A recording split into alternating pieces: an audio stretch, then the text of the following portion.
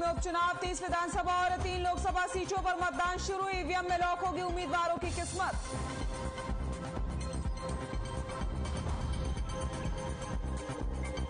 इलाहाबाद उपचुनाव के लिए वोटिंग जारी। वोटिंग के लिए बनाए गए 211 बूथ, सभी बूथों पर सुरक्षा के पुख्ता इंतजाम।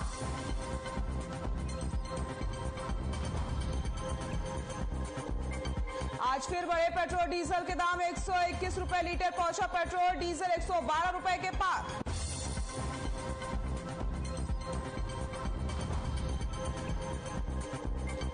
चंडीगढ़ में हुआ हरियाणा अफ्रीका कॉन्क्लेव। सीएम मनोहर ने कॉन्क्लेव को किया संबोधित, कहा अफ्रीकी देशों के साथ अपनाए S2H मॉडल।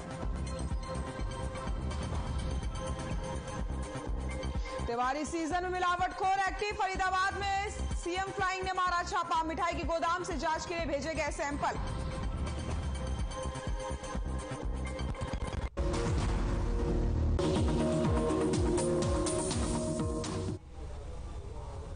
नमस्कार, हर खबर हरियाणा में आप सभी का स्वागत है। मैं हूं आपके साथ सृष्टि शुक्ला। बुलेटिन की शुरुआत करते हैं बड़ी खबर के साथ। इलाहाबाद उपचुनाव के लिए वोटिंग शुरू हो गई है। बड़ी खबर आपको बता रहे हैं, इलाहाबाद उपचुनाव के लिए वोटिंग शुरू। शाम 6 बजे तक मतदान होगा। मतदान के लिए 211 बूथ बनाए गए हैं, जिसमें से आपको बताते चले 121 बूथ अति संवेदनशील और संवेदनशील की श्रेणी में रखे गए हैं। प्रशासन की तरफ से पुख्ता इंतजाम किए गए हैं। सभी बूथों पर सुरक्षा के पुख्ता इंतजाम है। शाम 6 बजे तक मतदान होना है। इलाहाबाद उपचुनाव के लिए वोटिंग शुरू हो गई है। इलाहाबाद उपचुनाव के लिए सुबह 7 बजे से ही मतदान शुरू हो गया है, जो शाम 6 बजे तक चलने वाला है। मतदान को लेकर के चुनाव आयोग ने तमाम तरीके की तैयारियां की हैं। वहीं अगर बात की जाए प्रशासन की, तो प्रशासन की तरफ से सुरक्षा के पुख्ता इंतजाम किए गए हैं। चप्पे चप्पे पर निगरानी रखी जा रही है। सुरक्षा के मद्देनजर अर्धसैनिक बलों की टुकड़ी की तैनाती भी की गई है।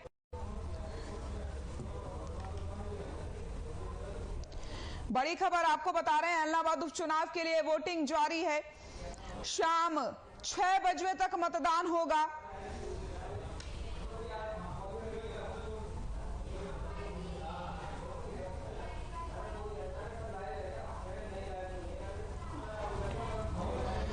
मतदान के लिए 211 बूथ बनाए गए हैं। इलाहाबाद उपचुनाव के लिए सुबह 7 बजे से मतदान शुरू हो गया है, जो शाम 6 बजे तक चलेगा। मतदान को लेकर के चुनाव आयोग ने तमाम तरीके की तैयारियां की हैं। यही नहीं, सुरक्षा के मद्देनजर अर्धसैनिक बलों की टुकड़ी की तैनाती की गई है और पूरे इलाके में नाकेबंदी कर दी गई है। इसके अलावा पुलिस ने पेट्रोलिंग टीम भी बनाई है। वहीं इलाहाबाद उपचुनाव के लिए कुल 211 बूथ बनाए गए हैं, जिसमें से 121 बूथ अति संवेदनशील और संवेदनशील की श्रेणी में रखे गए हैं। आपको बताते चले, इलाहाबाद विधानसभा सीट पर 1,85,000 से ज्यादा मतदान है, जिसमें से 98,000 से ज्यादा पुरुष हैं, जबकि 86,000 महिलाएं हैं। आपको ये भी बताते चले कि इलाहाबाद विधानसभा सीट पर इनेलो के अभय सिंह चौटाला, बीजेपी की गोविंद कांडा और कांग्रेस के पवन बेनीवाल समेत 19 प्रत्याशी मैदान में हैं।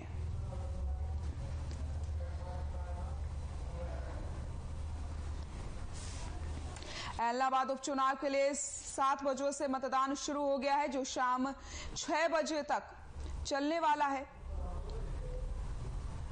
मतदान को लेकर के चुनाव आयोग ने तमाम तरीके की तैयारियां की हैं।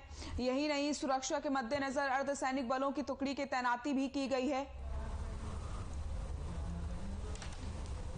इसके साथ ही पूरे इलाके में नाकेबंदी भी कर दी गई है। पुलिस ने पेट्रोलिंग टीम भी बनाई है। वहीं जिला निर्वाचन अधिकारी ने बताया कि इलाहाबाद उपचुनाव के लिए 211 बूथ बनाए गए हैं, जिसमें से 121 बूथ अति संवेदनशील और संवेदनशील की श्रेणी में रखे गए हैं। इलाहाबाद उपचुनाव के लिए वोटिंग जारी।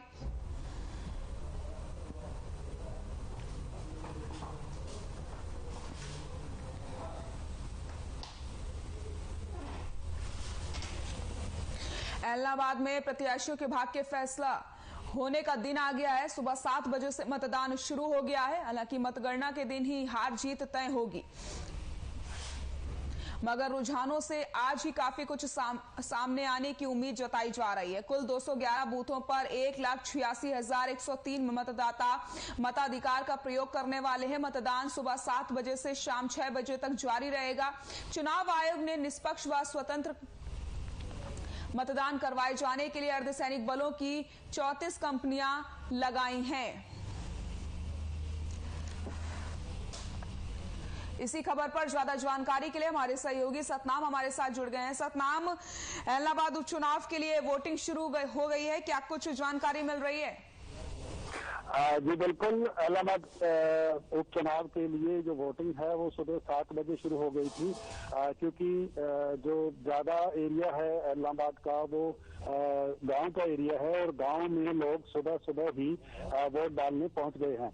अगर बात करें जो कांग्रेस कैंडिडेट है पवन बेनीवाल, उनका गांव है दड़बा कला। तो इस वक्त हम दड़बा कला में खड़े हैं और सुबह 7 बजे से ही काफी संख्या में लोग जो हैं वोट पोल करने के लिए राजकीय कन्या प्राथमिक पाठशाला है दड़बा कला की, वहां पहुंच गए हैं। काफी संख्या में महिलाएं भी पहुंची हुई हैं, क्योंकि गांव का एरिया है और लोगों का यही कहना है कि सुबह सुबह वो वोट पोल करने के बाद उसके बाद जो अपने खेतों में काम है वो करने जाएंगे। तो ज्यादा तौर पर सुबह सुबह की यहाँ लंबी लाइनें देखने को मिल रही है। जी बहुत बहुत शुक्रिया आपका तमाम जानकारी के लिए सतनाम। इलाहाबाद उपचुनाव के लिए वोटिंग शुरू हो चुकी है। शाम 6 बजे तक मतदान जारी रहेगा। मतदान के लिए 211 बूथ बनाए गए हैं, जिसमें से 121 बूथ संवेदनशील और अति संवेदनशील बनाए गए हैं।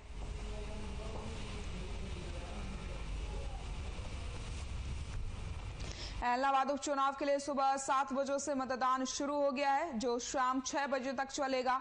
मतदान को लेकर के चुनाव आयोग ने तमाम तरीके की तैयारियां की हैं। सुरक्षा के पुख्ता इंतजाम किए गए हैं।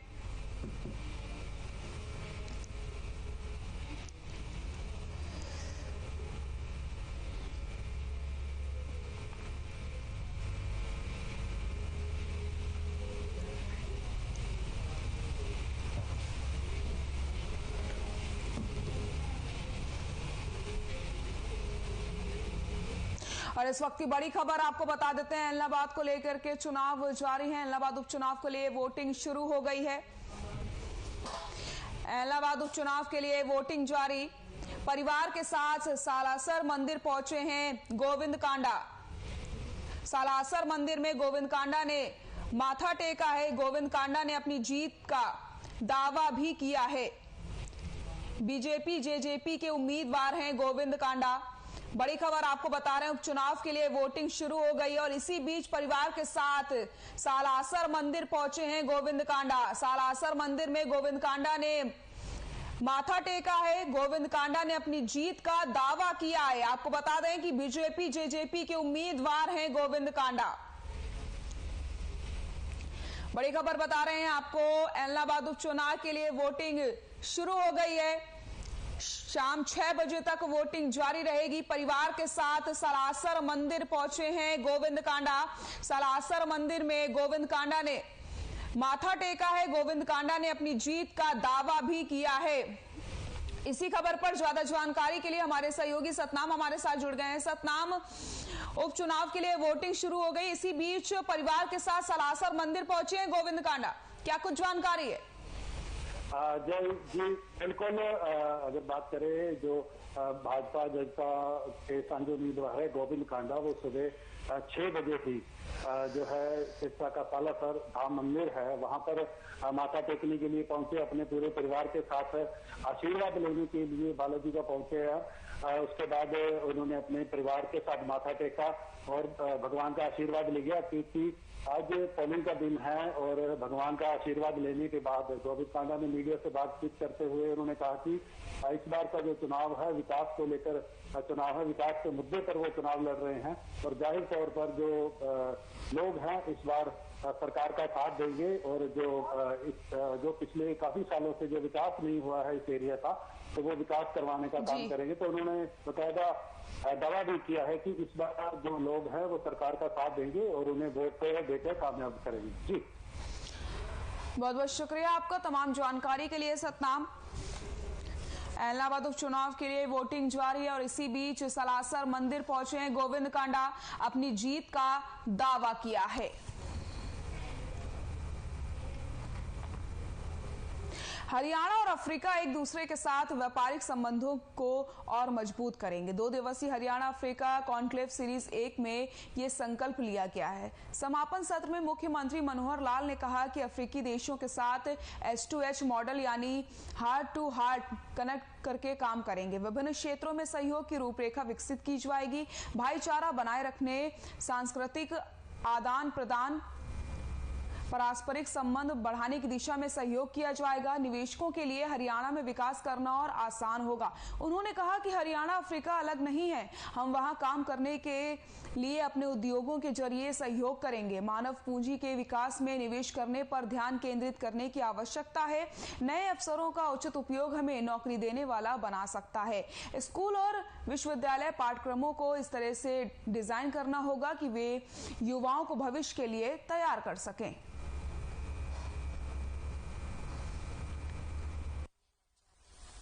हमने ई गवर्नेंस के नाते पहला एक प्रयोग किया कि जो कर्मचारियों के ट्रांसफर होते थे, जिसके अंदर बहुत भ्रष्टाचार था, लोग चक्कर काटते थे, हमने उसको ऑनलाइन ट्रांसफर पॉलिसी के रूप में बदला। और ये बहुत पहले इसकी एक कल्पना मैंने की थी, जिसको पूर्व की सरकारों में कभी माना नहीं गया। इस ऑनलाइन ट्रांसफर पॉलिसी को लागू करने में अपनों में ने भी विरोध किया, लेकिन जब परिणाम सामने आए तो आज खास करके शिक्षा क्षेत्र में अध्यापकों से जब बात करते हैं तो 93% यानी 93% अध्यापक इस योजना से बहुत संतुष्ट हैं। अब ये शिक्षा के अलावा भी अन्य विभागों में हम ऑनलाइन ट्रांसफर को लागू कर रहे हैं। सभी कर्मचारी इससे बहुत प्रसन्न हैं। बात आती है नौकरियों की। सरकारी नौकरी भर्तियां जब होती थी उसमें भी भ्रष्टाचार का बोलबाला था और उस समय कहा जाता था कि कांग्रेस की सरकार भ्रष्टाचार के BBC उद्योग को चलाती है। B बदलियां, B भर्तियां और C CLU। हमने दृढ़ निश्चय किया कि हम इसको एक प्रकार से रोकेंगे। और मित्रों, हमने उसको रोक के दिखाया। भर्तियों में मेरिट के ऊपर भर्तियां, ये एक आह्वान किया। जैसे ऑनलाइन ट्रांसफर पॉलिसी का विरोध था, प्रारंभ में इस मेरिट की भर्ती पर भी विरोध होने लगा, लेकिन मैं उसके बावजूद भी अपने इस मिशन मेरिट को चालू रखा। और जो पर्ची और खर्ची की भर्तियां होती थी, पैसे देकर के नौकरियां खरीदी जाती थी या सिफारिशों के ऊपर ये भर्तियां होती थी, हमने उसको दूर किया।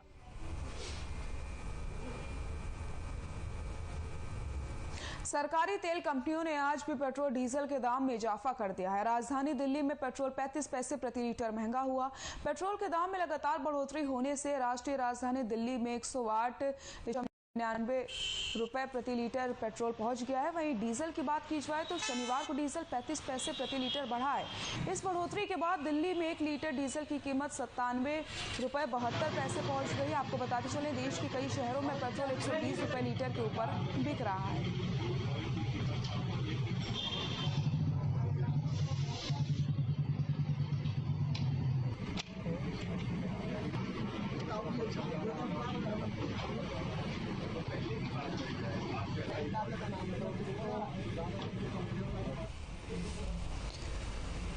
पेट्रोल डीजल के दामों में लगातार बढ़ोतरी होती चली जा रही है। 121 रुपए लीटर पहुंच गया है पेट्रोल। सरकारी तेल कंपनियों ने आज फिर पेट्रोल डीजल के दाम में इजाफा किया है। राजधानी दिल्ली में पेट्रोल 35 पैसे प्रति लीटर महंगा हुआ है। पेट्रोल के दाम में लगातार बढ़ोतरी होती चली जा रही है। और इसी खबर पर ज्यादा जानकारी के लिए हमारी ब्यूरो चीफ पूजा शर्मा हमारे साथ जुड़ गई हैं। पूजा, लगातार पेट्रोल डीजल के दाम में आग लगी हुई है, बढ़ोतरी लगातार होती चली जा रही है, क्या कुछ जानकारी है?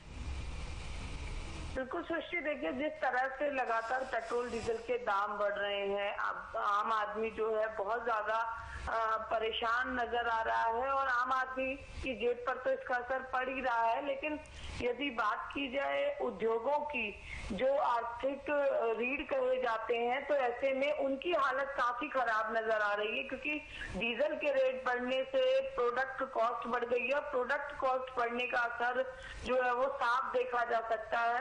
कोरोना के बीच में बहुत मुश्किल से पटरी पर जहाँ उद्योग आए हैं, वहीं आम आदमी भी जो अपने काम धंधे हैं उनको लेकर बहुत ज्यादा अभी भी बेबस नजर आ रहा है।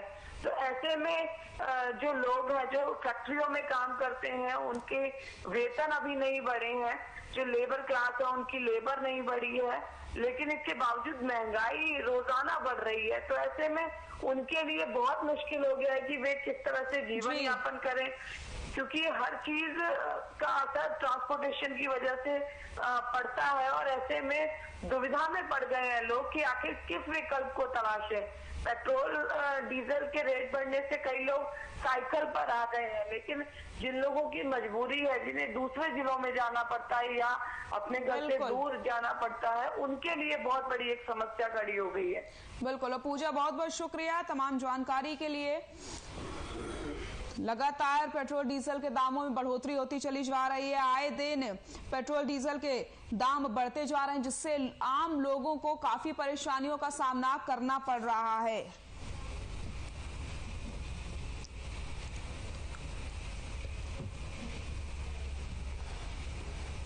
यहां रुकते हैं छोटे से ब्रेक के लिए, जल्द हाजिर होते हैं।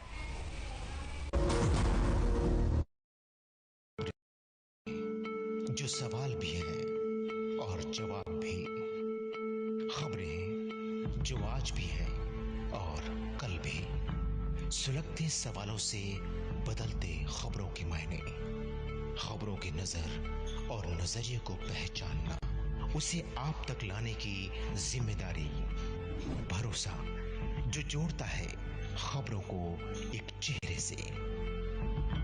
नमस्कार, मैं हूं सुंदर सोलंकी और अब आपकी आवाज नहीं होगी अनसुनी। हर खबर हरियाणा, मारी खबर मारा चैनल।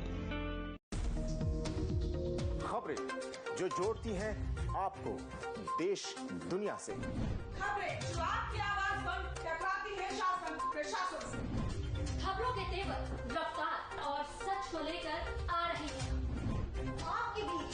हर वो खबर जो जुड़ी हो आपसे, गांव की गलियों से सप्ताह के गलियारे तक आपकी आवाज बनेगी हमारी मुहिम। हर खबर हरियाणा, मारी खबर मारा चैनल।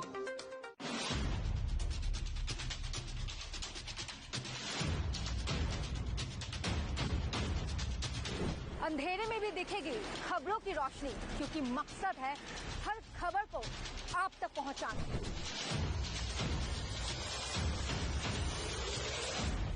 जब दुनिया सोती है तब भी जागते हैं हम।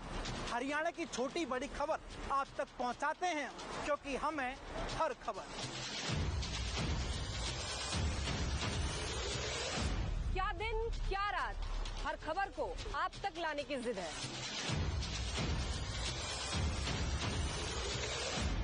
सोती रातों में जागती खबरों की खबर रखते हैं हम। जब सोती है दुनिया तो जागते हैं हम। आपके लिए खबरें खंगालते हैं हम, क्योंकि हम समझते हैं हर खबर है जरूरी। रात के सन्नाटे को चीरती अब खबरें देंगी आपके जहन में दस्तक। देखिए रात का रिपोर्टर, सिर्फ हर खबर।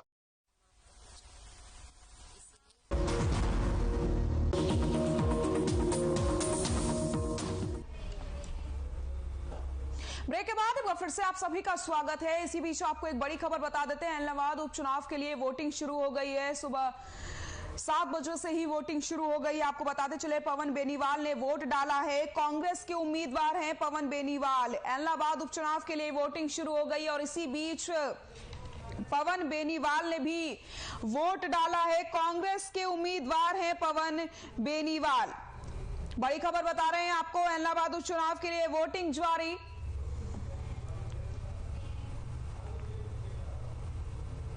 कुरुक्षेत्र के पिहोवा में हरियाणा के खेल एवं युवा मंत्री संदीप सिंह ने कहा कि अरुणा आई रोड पर सरकारी अस्पताल की बिल्डिंग में नया ऑक्सीजन प्लांट लगाने का काम लगभग पूरा हो चुका है। जल्द ही इसका ट्रायल लेकर के इसे जनसेवा के लिए समर्पित कर दिया जाएगा। पिहोवा के सरकारी अस्पताल की अरुणा रोड पर बन रही नई बिल्डिंग में 44 लाख से अधिक की लागत से बहुत जल्द ऑक्सीजन प्लांट स्थापित किया जाएगा। 45 सिलेंडर की कैपेसिटी वाले ऑक्सीजन प्लांट से 100 बेड के अस्पताल में मरीजों को ऑक्सीजन की सप्लाई नियमित रूप से दी जा सकेगी। नई बिल्डिंग के निर्माण से संबंधित अधिकारियों को निर्देश जारी किए गए हैं कि अस्पताल की बिल्डिंग जल्द से जल्द तैयार कर दी जाए ताकि यहां मरीजों का इलाज शुरू हो जाए। खेल मंत्री सरदार संदीप सिंह ने बताया कि प्लांट का काम लगभग पूरा हो चुका है। कुछ ही दिनों में कंपनी इसका ट्रायल लेकर इसे स्वास्थ्य विभाग को हैंडओवर कर देगी। मेरे पास है, जब तक वो नहीं बताएगा सर मैं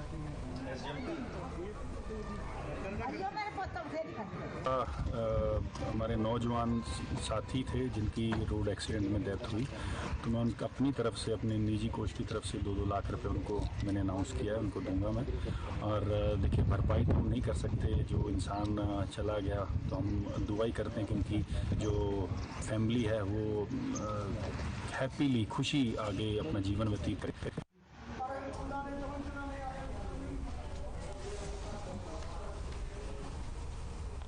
गीता की जन्मस्थली कुरुक्षेत्र में अंतर्राष्ट्रीय गीता महोत्सव 2021 को लेकर के जिला स्तरीय कमेटियों का गठन किया गया। गीता महोत्सव की तैयारियों को लेकर के उपायुक्त ने गठित कमेटियों के अधिकारियों के साथ बैठक ली। 2 दिसंबर से 19 दिसंबर तक शिल्प और सरस मेले का आयोजन होगा। मुख्य कार्यक्रम 9 दिसंबर से 14 दिसंबर तक होंगे। उपचुनाव उपायुक्त ने अधिकारियों को समय रहते ही सभी तैयारियों को पूरा करने के निर्देश जारी किए हैं। इस बार ब्रह्म सरोवर के तट पर शिल्प और सरस मेले से संबंधित करीब 350 स्टॉल लगाए जाएंगे। महोत्सव की तैयारियों से संबंधित अधिकारी आपसी तालमेल से तैयारियों को पूरा करना सुनिश्चित करेंगे और समय रहते टेंडर प्रक्रिया को भी पूरा कर लिया जाएगा।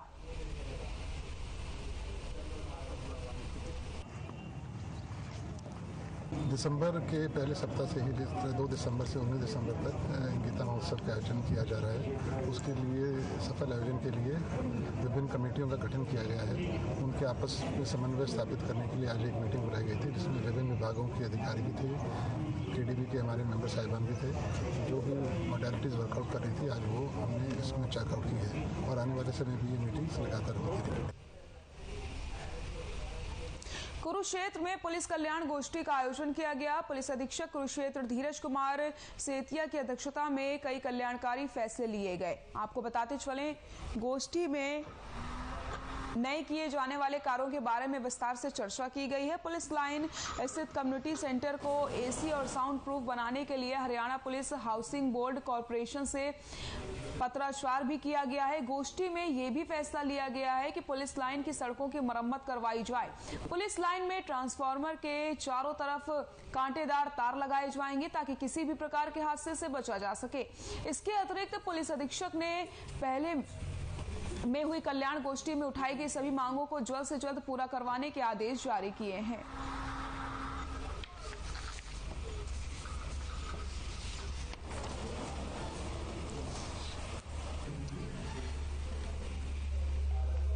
Rewari clerical association welfare society के बैनर तले जिले के सभी विभागों में कार्यरत लिपिकों ने मांगों को लेकर प्रदर्शन किया और उपायुक्त के माध्यम से मुख्यमंत्री को ज्ञापन सौंपा है। ज्ञापन के माध्यम से लिपिकों के ट्रैकिकल और अन्य ऑफिशियल कार्यों की समीक्षा के आधार पर वेतनमान 7वें वेतन आयोग द्वारा निर्धारित पे लेवल 6 में 35,400 किए जाने की प्रार्थना की गई है। एसोसिएशन के पदाधिकारियों ने बताया कि पूर्व में 4थे वेतन आयोग और इसके बाद सभी आयोगों द्वारा लिपिकों की उपेक्षा के चलते पूर्व में लिपिकों के समक्ष या उनसे कम वेतन पाने वाले विभिन्न कैटेगरी के कर्मचारियों का वेतनमान आज 2 गुने से भी अधिक कर दिया गया है। तो सर आपको पता ही है, जैसे कितने तरह के पोर्टल है, सरल है, ये कोई पता है। सरकार से हमने ये हम्बली रिक्वेस्ट की है कि हमारे जो वेतन है वो पुराने समय से चला आ रहा है, जिसके बाद हमारे जो समकक्ष थे जितने भी वेतनमान जो भी सबका बढ़ा दिया गया, लेकिन हमारा नहीं बढ़ाया गया। सरकार हमारा जब वेतनमान बढ़ाती है तो अपने रिकॉर्ड में दिखाती है कि भाई क्लर्क जो है ओनली रिकॉर्ड कीपिंग का काम करता है और डायरेक्ट डिस्पैच का। लेकिन अगर आप आज के वर्तमान समय में देखो क्लर्क जितने भी तरह के CM window, portal, online cases, RTS जितने भी हैं प्रैक्टिकली काम सारे क्लर्क द्वारा ही करे जाते हैं। इंद्री में उत्तर प्रदेश से कम रेट में PR धान खरीदकर उसे सरकारी रेट पर बेचने का धंधा जोरों पर चल रहा है, लेकिन इस मामले में मंडी प्रशासन भी इनको पकड़ने में कोई कसर नहीं छोड़ रहे। इंद्री मार्केट कमेटी के सहायक सचिव ने अपनी टीम के साथ घड़ी झाठान में छापेमारी कर यूपी की धान से भरे एक ट्रक को काबू कर लिया। फिलहाल सहायक सचिव की छापेमारी से यूपी से धान लाने वाले व्यापारियों में हड़कंप मच गया है। यदि कोई भी व्यक्ति यूपी का धान लाकर मंडी में बेचने की कोशिश करेगा तो उसके खिलाफ कार्रवाई की जाएगी।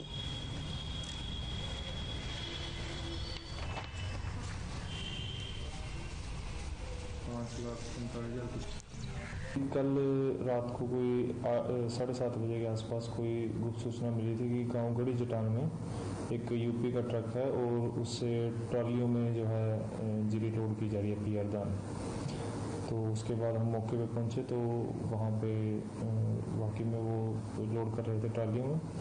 तो उसके बाद इसकी सूचना SDM साहब को दी गई और DFSC की तरफ से इंस्पेक्टर हैं, DFSC inspector food and supply के कश्मीर सिंह, उनको मौके पे बुलाया गया। उसके बाद उन्होंने उसको ट्रक को पुलिस को बुला के पुलिस की कस्टडी में दिया।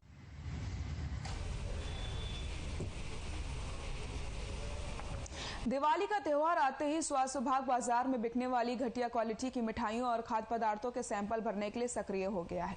फरीदाबाद नथु कॉलोनी स्थित एक मिठाई के गोदाम पर जाकर स्वास्थ्य विभाग के अधिकारियों ने खोवा, पनीर तथा मिठाइयों के सैंपल भरे। फरीदाबाद की नथु कॉलोनी में मिठाई के गोदाम में फ्लाइंग के अधिकारी स्वास्थ्य विभाग के साथ मिलकर मिठाई के गोदाम पर मिठाइयों तथा खोवा पनीर के सैंपल भरते नजर आए। दीपावली के चलते मिलावटी वस्तुओं को लेकर विभाग ने अभियान छेड़ा हुआ है। CM फ्लाइंग अधिकारी की माने तो उन्हें सूचना मिली थी कि यहां पर घटिया क्वालिटी की मिठाई बनाने का गोदाम चल रहा है।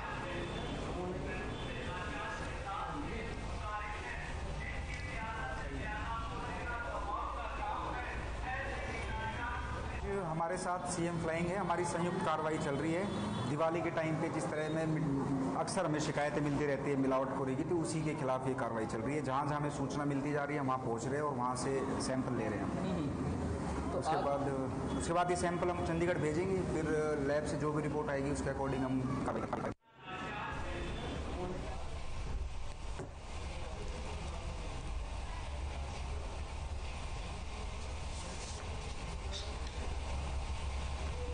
स्वच्छता सर्वेक्षण ग्रामीण 2021 को लेकर अब विभाग ने पूरी तैयारियां कर ली हैं। आपको बताते चलें, सर्वेक्षण 25 अक्टूबर से लेकर दिसंबर 2021 तक चलाया जाएगा, जिसको लेकर के हर गांव मंत्रालय की टीम गुप्त रूप से दौरा करेगी। इस दौरे में टीम गांव में चल रहे स्वच्छता मिशन को लेकर निरीक्षण करेगी। जिन गांवों की शिकायत मिलेगी उन गांवों में सफाई कर्मचारी, चौकीदार और इससे जुड़े लोगों पर विभाग गाज डाल सकता है। इसी को लेकर के आज सोहाना के खंड विकास कार्यालय में स्वच्छता मिशन के तहत एक मीटिंग का आयोजन किया गया। इस मीटिंग में ब्लॉक के सफाई कर्मचारी, चौकीदार, आंगनवाड़ी वर्कर समेत कई लोगों ने भाग लिया। बैठक में सभी को संबोधित करते हुए ब्लॉक कोऑर्डिनेटर गौरव ने बताया कि गांव की सफाई का हर दिन का फीडबैक एक ऐप के जरिए लिया जाएगा।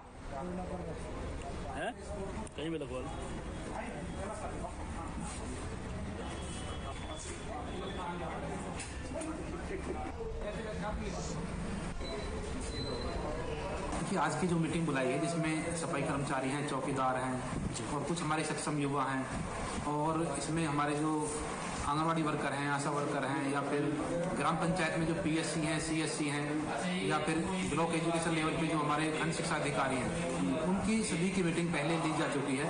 और इस मीटिंग का मुख्य उद्देश्य है कि पूरे भारतवर्ष के अंदर स्वच्छ सर्वेक्षण ग्रामीण 2021 की शुरुआत हो चुकी है, जिसमें 25 अक्टूबर 2021 से लेकर दिसंबर 2021 तक इसका सर्वेक्षण किया जाना है, जिसमें पेयजल स्वच्छता मंत्रालय, ministry of drinking water sanitation, पेयजल स्वच्छता मंत्रालय भारत सरकार द्वारा सभी ग्राम पंचायत।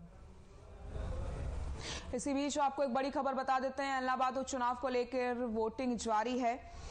बड़ी खबर आपको बता रहे हैं, इलाहाबाद उपचुनाव के लिए मतदान जारी। अभय चौटाला ने मतदाताओं से अपील करी है, ज्यादा से ज्यादा संख्या में लोग मतदान करें, लोकतंत्र के इस महोत्सव में भाग लें लोग। अभय चौटाला ने मतदाताओं से अपील की, ज्यादा संख्या में लोग मतदान करें, लोकतंत्र के इस महोत्सव में भाग लें। इलाहाबाद से खबर आपको बता रहे हैं, उपचुनाव के लिए मतदान जारी। अभय चौटाला ने मतदाताओं से अपील करी है, ज्यादा संख्या में लोग मतदान करें। बड़ी खबर आपको बता रहे हैं, जहां पर उपचुनाव के लिए मतदान शुरू हो गया है और इसी बीच अभय चौटाला ने मतदाताओं से अपील करी है, ज्यादा संख्या में लोग मतदान करें, लोकतंत्र के इस महोत्सव में भाग लें।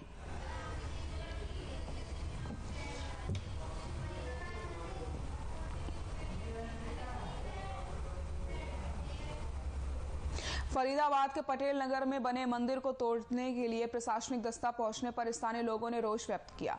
स्थानीय निवासियों ने सीधे तौर पर इसे हिंदू समाज की धार्मिक आस्था से खिलवाड़ बताया है, जिसे लेकर के आज पटेल नगर वासी इकट्ठा होकर कांग्रेस नेता गौरव चौधरी के नेतृत्व में सेक्टर 12 लघु सचिवालय पहुंचे और डीसी के नाम एसडीएम परमजीत चावल को ज्ञापन सौंपा। महिलाएं मंदिर तोड़े जाने से इतनी ज्यादा दुखी हैं कि अपनी बात कहते हुए भावुक नजर आई हैं। वहीं कांग्रेस नेता गौरव चौधरी ने कहा कि श्री राम के नाम पर सत्ता में आने वाली बीजेपी सरकार अब हिंदुओं के साथ मंदिर तोड़कर आस्था से खिलवाड़ कर रही है। हालांकि ज्ञापन सौंपा गया है, लेकिन उन्हें लगता नहीं है कि इस पर अधिकारी संज्ञान लेंगे। मौजूद है, क्या एक वार्तालाप है, किस लिए पटेल नगर के लोग हैं आज जो ज्ञापन दिनांक 27 तारीख को सुबह 9 बजे जो है प्रशासन से जानकारी मिला, वहाँ पे कुछ लोग वर्कर आए थे, गैताली लेकर के, कस्सी लेकर के और बारी लेकर के। हम मंदिर के पास मेरा घर है थोड़ी दूर पे, तो मैं उधर जा रहा था, बोला भाई तुम लोग कैसे यहाँ बैठे हो? बोला आज मंदिर को तोड़ेंगे। ठीक है जी, तो मैं तुम लोग से थोड़ी टूटेगा। बोला नहीं, हमारे पास तो जेसीबी किरान आ रहा है और पुलिस भी आ रहा है, कैंटर गाड़ी आ रही है, इसको भर के ले जाएंगे। यहाँ पे जब लोग आते गए धीरे धीरे, बगल में थोड़ी दूर में हम लोग का घर था, सभी लोग जुटते गए, पूछा, जब वहाँ ज़्यादा भीड़ हो गया, 300-400 महिलाएं और आदमी आ गए, तो वहाँ पुलिस प्रशासन आ गया। उन्होंने आंगनवाड़ी वर्कर्स और हेल्परों के तहसील परिसर में आज भी धरना जारी रहा। आज के धरने की अध्यक्षता सविता दौरा ने तथा संचालन मीता शर्मा ने किया। धरने को राज्य कमेटी की वरिष्ठ महासचिव जगमती मलिक ने संबोधित किया और बताया कि 22 जुलाई से अपनी मांगों को लेकर आंदोलन कर रहे हैं। मंत्री कमलेश घाना के निवास पर शुरू किया गया था, लेकिन सरकार की हठधर्मिता को देखते हुए 1 अक्टूबर से हर जिले में मुख्यालयों पर धरना चल रहा है। हमारी मांगों को स्वीकार करने के बजाय मंत्री तानाशाही रवैया अपना रहे हैं। उनकी जायज मांग 2018 को समझौता लागू करे, एनजीओ को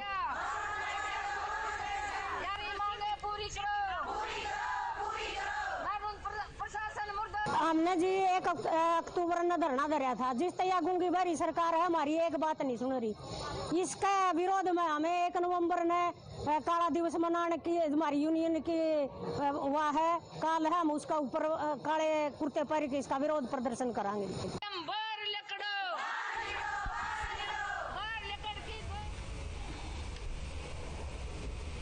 बुलेटिन में फिलहाल के लिए इतना ही। देखते रहिए हर खबर हरियाणा। नमस्कार।